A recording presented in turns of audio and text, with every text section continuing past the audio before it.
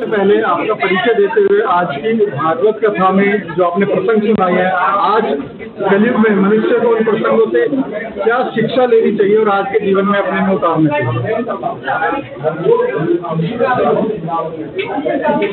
सच्चिदानंद रूपाय विश्वोत्पत्त्यादि Hathaway तापत्रय विनाशाय श्री कृष्णाय वयं नमः। जैसा कि भैया आपको ज्ञात है कि विगत 3 दिनों से यहाँ श्रीमद् भागवत की कथा चल रही है और बड़े उत्साह के साथ हमारे पंडित श्री गोपाल कौशिक जी के द्वारा इस आयोजन को संयोजक के रूप में कराया जा रहा है। यहाँ बड़े बड़े श्रद्धालु अपने भावों को लेकर के भगवान के दरबार में आ रहे हैं और बड़े ध्यान देकर के कथा को श्रवण कर रहे हैं। यहाँ आज के कथा प्रसंग में हमने कपिल देवहूति संवाद का वर्णन किया, जहाँ महर्षि कर्दम ने 60,000 वर्ष तक तपस्या की और तपस्या करके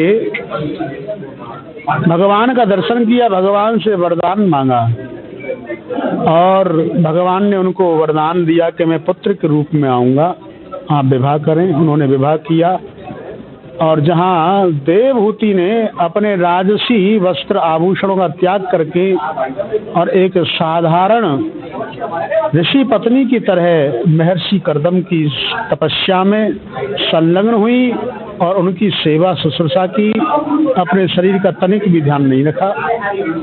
महर्षि कर्दम उनकी सेवा से प्रसन्न हुए और अपनी प्रिया को प्रसन्न करने के लिए उन्होंने एक कामक विमान की रचना की और विमान भी ऐसा जो भूतो न भविष्यति। हमारे भागवत में उसका वर्णन बहुत विशद है। जो विमानम कामगम दिव्यम, कामना से चलने वाला, मन के वेग से चलने वाला, उसमें सारी सुख सुविधाएं हैं।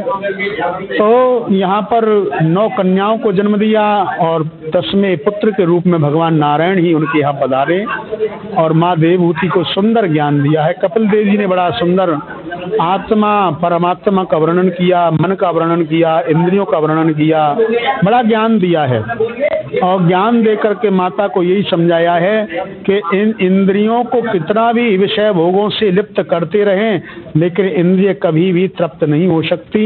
जितना इनको विषय वासनाओं में लिप्त करेंगे उतना ही ये विषय वासनाओं को पाने के लिए तड़पती रहती हैं। यदि इन इंद्रियों को विराम करना है तो इन इंद्रियों को परमात्मा में जोड़ दो, परमात्मा में लगा दो, ये इंद्रियां तृप्त हो जाएंगी। क्योंकि संसार के विषय अपूर्ण हैं, केवल परमात्मा ही पूर्ण है। यदि इंद्रियों को परमात्मा में लगाएंगे तो हमारी इंद्रियों की प्यास बिल्कुल बुझ जाएगी। तो हमको यही शिक्षा मिलती है कि हमको सदा परमात्मा का चिंतन करते रहना चाहिए। अपने नेत्रों से परमात्मा के दर्शन करें, कानों से परमात्मा का गीत सुने और मुख से परमात्मा का नाम लें, ईश्वर का गुणगान करें। तो यही हम कलयुगी जीवों के लिए कपिल देव जी ने सुंदर उपदेश दिया, तो इसी उपदेश का हम पालन करें। इसी के साथ मैं अपनी वाणी को विराम देता हूँ। जितेंद्र सैनी, मैनिफेस्टेशन ट्रेनर, गोल मैनिफेस्टेशन पे जो है ट्रेनिंग प्रोग्राम प्रोवाइड करता हूँ। गुरुग्राम में मेरी ट्रेनिंग चलती रहती हैं।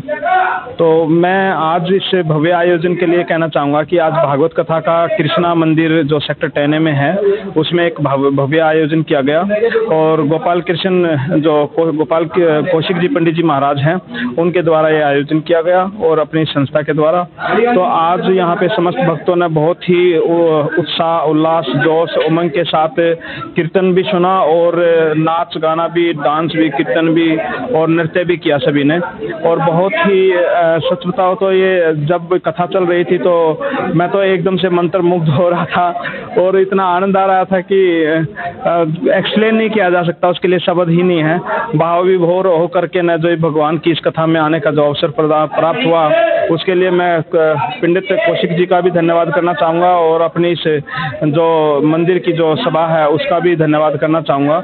आज का जो दिन है ये बहुत ही ब्यूटीफुल और बहुत ही आनंद में रहा, और ऐसा ही अब लगातार ये इवेंट्स जो है ये लगातार एक जो भागवत कथा है 30 तारीख तक चलती रहेगी। सभी भक्तों से अनुरोध है कि यहाँ पे आएँ और भगवान का आशीर्वाद प्राप्त करें। और एक बहुत सुंदर झांकी अभी बांके बिहारी जी की जो बनी थी उसमें तो वो बिल्कुल पहचान में ही नहीं आ रहे कि बांके बिहारी जी सच में ही यहाँ पे उपस्थित थे, ऐसा महसूस हो रहा है। और वो भव्य और दिव्य एकदम से अलौकिक जो अनुभूति हो रही थी उसके लिए मैं सभी का धन्यवाद करता हूँ, और समस्त जितने भी भक्तों ने यहाँ पे पधारे हैं उन सब का भी धन्यवाद। Thank you so much.